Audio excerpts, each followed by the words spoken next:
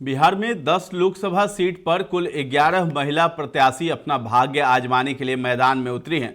Graduate, post graduate और MBBS की degree हासिल कर चुकी महिला प्रत्याशी अब सांसद का सर्टिफिकेट के लिए संघर्ष कर रही हैं। इसलिए पुरुष के मुकाबले कंधे से कंधे मिलाकर चुनावी मैदान में डटी हुई हैं। चुनावी रण में उतरने वाली नारी शक्ति को आइए जानते हैं। नमस्कार, आप देख रहे हैं दर्श न्यूज। मैं हूं आपके साथ रितेश शर्मा।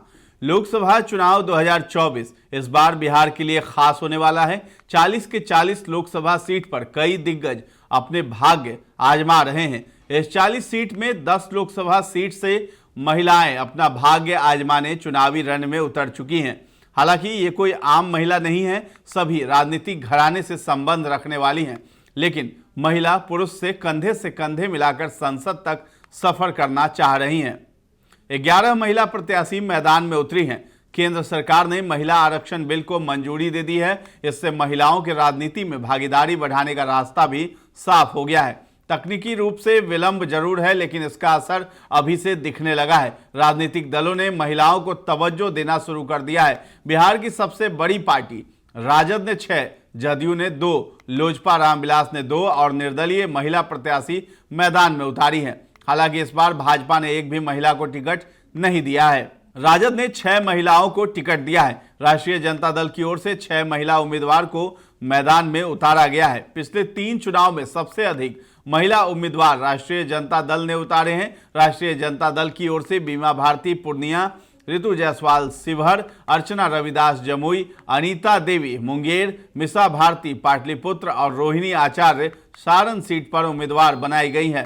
2024 के लोकसभा चुनाव में ऋतु जायसवाल, अर्चना रविदास, अनीता देवी और रोहिणी आचार्य पहली बार चुनाव लड़ रही हैं। इसे राजद के नेता बड़ी उपलब्धि बता रहे हैं। राजद प्रवक्ता एजाज अहमद ने कहा है कि महिला सशक्तिकरण का हम नारा ही नहीं देते, बल्कि इसे करके भी दिखाते हैं। हमने इस बार सबसे अधिक महिलाओं को टिकट दिया है। महिलाओं के साथ इंडिया गठबंधन ने न्याय किया है। मेरी पार्टी ने महिला सशक्तिकरण की मिसाल पेश की है।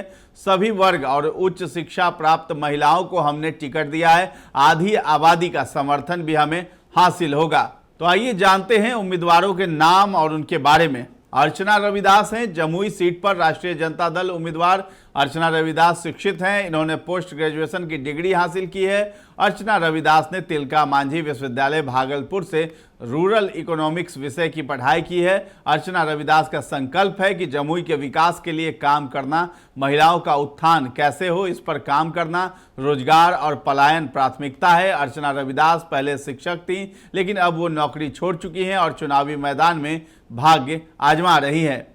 बी फार्मा कर चुकी हैं अनीता देवी। अनीता देवी मुंगेर लोकसभा सीट पर राष्ट्रीय जनता दल की प्रत्याशी हैं। हाल ही में बाहुबली नेता अशोक महतो ने इनसे शादी की और राजद से टिकट दिलवाया। अनीता देवी ने बी फार्मा की डिग्री हासिल की है और दिल्ली में सेंट्रल रेलवे हॉस्पिटल में फार्मासिस्ट के पद पर नौकरी करती थी। नौकरी छोड़कर अनीता लोकसभा का चुनाव लड़ रही हैं। ऋतु जायसवाल शिवहर सीट पर राष्ट्रीय जनता दल की ओर से ऋतु जायसवाल को उम्मीदवार बनाया गया है। ऋतु जायसवाल पहली बार लोकसभा चुनाव लड़ रही हैं और उनके पति नौकरशाह थे। इन्होंने ग्रेजुएशन की डिग्री हासिल की है और ये दिल्ली के निजी स्कूल में अध्यापन का काम करती थी। बाद में मुखिया का चुनाव जीती। बिहार में विधान परिषद चुनाव लड़ने का मौका भी मिल चुका है, लेकिन हार हुई थी। अब इस बार लोकसभा चुनाव लड़ रही हैं।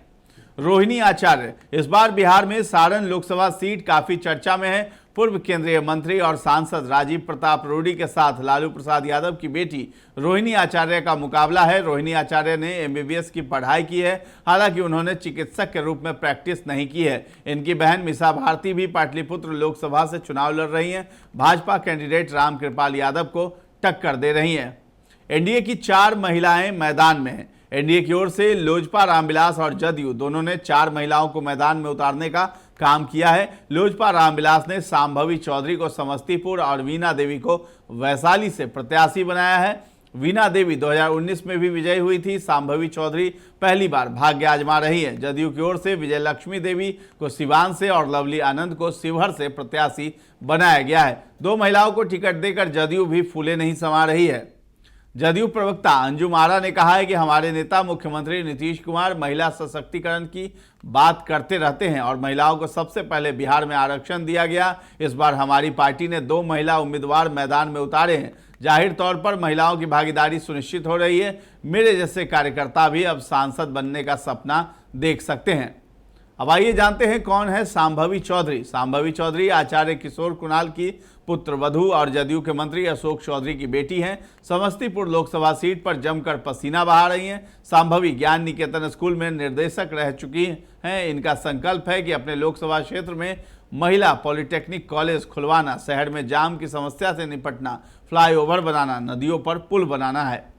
रांची यूनिवर्सिटी से पढ़ी हैं लवली आनंद। लवली आनंद का राजनीतिक करियर लंबा रहा है। लवली आनंद विधायक और सांसद रह चुकी हैं। रांची यूनिवर्सिटी से इन्होंने ग्रेजुएशन की डिग्री हासिल की है। बाहुबली आनंद मोहन की पत्नी होने के चलते लवली आनंद को राजनीति में अधिक संघर्ष नहीं करना पड़ा। इस बार शिवहर सीट को फतेह करने के लिए लवली आनंद संघर्ष कर रही हैं। सिवान से निर्दलीय प्रत्याशी हैं हिना साहब। इसके अलावा दिवंगत नेता मोहम्मद शहाबुद्दीन की पत्नी हिना साहब निर्दलीय चुनावी मैदान में है। हिना साहब पढ़ी लिखी हैं। इन्होंने ग्रेजुएशन की डिग्री ली है।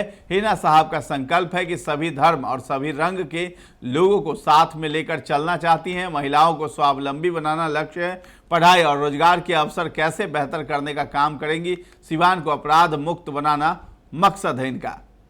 सभी राजनीतिक घराने से ताल्लुक रखती हैं प्रत्याशी। कुल मिलाकर देखें तो इस बार बिहार में शिक्षित महिलाएं चुनावी मैदान में हैं, लेकिन दो राय नहीं है कि सभी के पति या तो वरिष्ठ नेता रह चुके हैं या फिर नौकरशाह रह चुके हैं। राजनीतिक विशेषज्ञ इस बात से वाकिफ रखते हैं। वरिष्ठ पत्रकार और राजनीतिक विश्लेषक का यही मानना भी है। वरिष्ठ पत्रकार और विश्लेषक बताते हैं कि इस बार कुछ पढ़ी लिखी महिलाएं जरूर मैदान में आई हैं, लेकिन उनका संबंध राजनीतिक परिवार से है। महिलाएं जीतकर संसद तो पहुंचती हैं, लेकिन वो आवाज़ बुलंद नहीं कर पाती हैं। इस बार पढ़ी लिखी महिलाएं मैदान में उतरी हैं। उम्मीद की जाती है कि महिलाओं के पक्ष में वो संसद में आवाज़ बुलंद करेंगी। तो ये जानकारी कैसी लगी है आपको, हमें कमेंट सेक्शन में जाकर के जरूर बताएं और हमारे चैनल को अब तक सब्सक्राइब नहीं किया है तो कर लीजिए। धन्यवाद।